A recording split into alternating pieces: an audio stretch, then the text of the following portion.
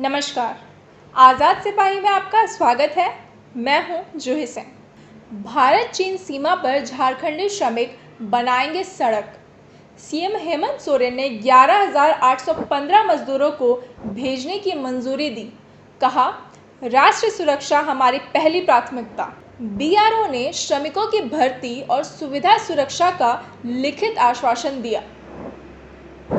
भारत चीन सीमा पर झारखंड के श्रमिक सड़क निर्माण करेंगे।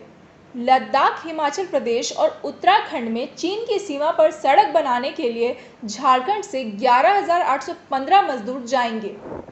सीमा सड़क संगठन बीआरओ ने समय पर मजदूरों का भुगतान करने, सुरक्षा की व्यवस्था और अन्य सुविधाओं का आश्वासन देकर मुख्यमंत्री हेमंत सोरेन से मजदूरों को भेजने का आग्रह किया था।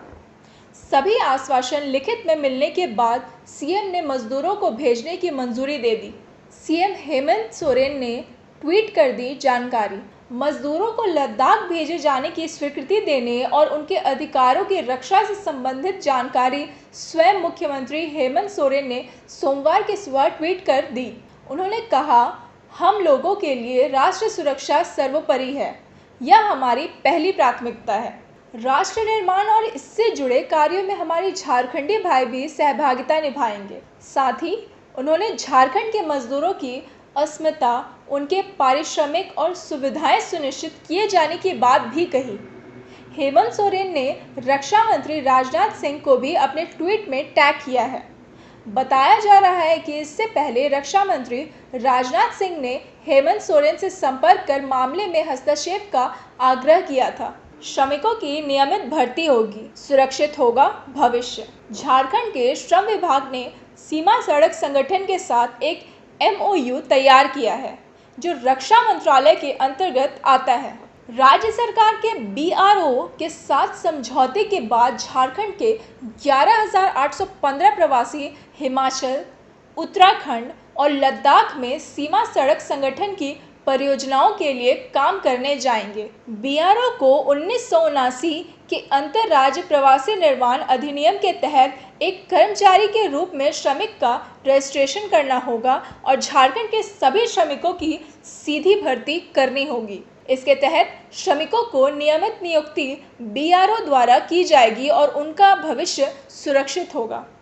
बताया जा रहा है कि देश में पहली बार ऐसी व्यवस्था की गई है। सभी श्रेणियों के श्रमिकों के लिए नई दरें भी लागू की गई। बीआरओ और झारखंड के मुख्य सचिव के बीच कई दौर की बातचीत के बाद सभी श्रेणियों के श्रमिकों के लिए नई दरें भी लागू की गई हैं।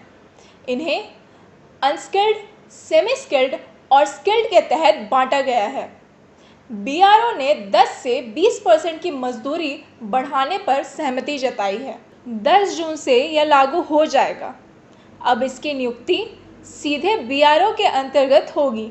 11 ट्रेनों से जाएंगे मजदूर।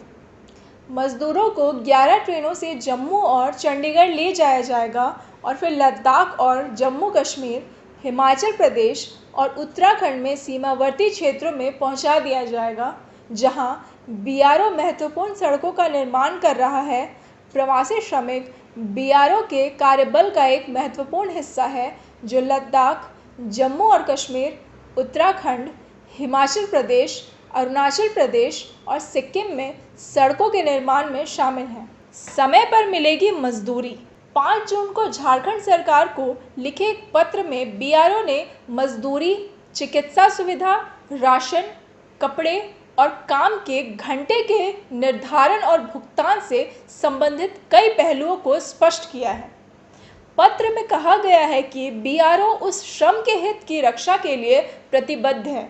यह सुनिश्चित करने के लिए बीआरओ का निरंतर प्रयास रहा है कि मजदूरों की आकांक्षाओं को पूरा किए जाए और समय पर उनकी वैध मजदूरी को भुगतान किया जाए। लेह से एयरलिफ्ट कर लाए गए थे मजदूर। हाल ही में झारखंड सरकार लेह से प्रवासी मजदूरों को एयरलिफ्ट कर रांची लाई है। इसके बाद से ही बॉर्डर पर निर्माण कार्य बंद था। मजदूरों से बातचीत में पता चला है कि उन्हें देरी से भुगतान किया जाता है। साथ ही ठेकेदारों द्वारा एटीएम कार्ड रख लिए जाते हैं। इस पर राज्य सरकार ने चिंता जताई थी। आज़ाद सिपाही में आज के लिए इतना ही। बाकी खबरों के लिए जुड़े रहिए आज़ाद सिपाही के साथ और हमारे इस YouTube चैनल को ज़रूर सब्सक्राइब करें। साथ ही हमारे फेसबुक पेज को भी लाइक करें। धन्यवाद।